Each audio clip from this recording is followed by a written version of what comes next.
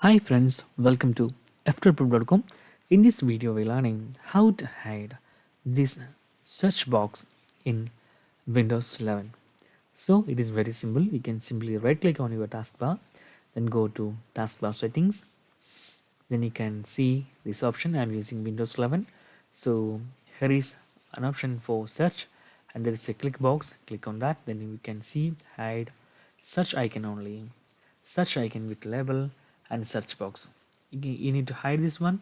You can simply select hide and it will be hide. So there is no search option, Windows search option in taskbar. So in this way you can easily hide your search on your Windows 11 taskbar. So that's guys very simple tutorial, and if you need any kind of Android or iPhone tutorial, just comment below.